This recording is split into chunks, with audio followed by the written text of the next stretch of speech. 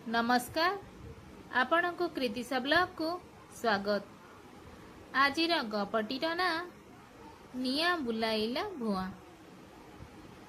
शीत ऋतु होइथाए, बणरे थिबा गछर पत्र सबु झड़ी पड़ी थाए। सेही बणरे दले मांकड़ थांती। गछरे पत्र नथिबारु सेमानंकु भारी शीत हेउथाए। निया टिके पाइबा पाई सेमाने बड़ व्यस्त होइथांती।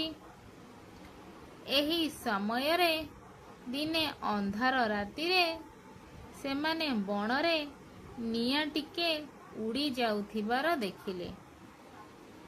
निया को पाइले सुखिला पत्र काठ को जाली उषुम पाइबा पाई मन कले। दले निया पछरे धाइले। किछि बाट गला परे सेमाने गोटिए चढ़ेई को भेटिले। चढ़ेईटी पचारिला, एपरी ऊपर को मुह करी काहेकि धाउछ? मांकड़ माने कहिले, नियाटा उड़ी जाउछि, ताकू धरिबा पाई आमे धाउछु। चढ़ेई चाहि देई कहिला, तुमे माने एड़े बोका, निया कौन उड़ी उड़ी का जाए? एहा एक जुळुजुळिया पोको। अंधार रातिरे तार पछपट आलुओ भଳି दिसे। देखुना, ताहा निया होइथिले सेथिरु निश्चय धुआं बाहारु थांता। मांकड़ माने ता कथा न शुणी पोकटी को धरी फुंकिबारे लागिले। जेते फुंकिले भी सेथिरु निया पाई पारिले नाही। चढ़ेईटी पुणी कहिला, मांकड़ भाई माने अजथारे काहींकी पोकटा को फुंकुछ?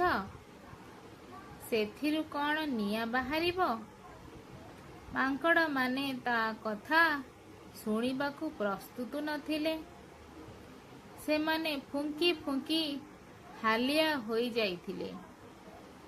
चढ़ेईर बारंबार एही उपदेश शुणी सेमाने खूब विरक्त होई पड़िले। रागरे घेरी जाई चढ़ेईटीकू मारी देले। हेले जुळुजुळिया पोकठारू निया पाई पारिले नाही। गपटीरू एहा शिक्षा मिलिला जे केही परामर्श बा उपदेश पाइबाकू चाहू नथिले ताकू उपदेश देबा उचित नुहे। न चाहिले उपदेश दियो नाही काहाकू, चाहूथिले उपदेश दियो जाई ताहाकू। गपटी सरिला। रहिली। नमस्कार।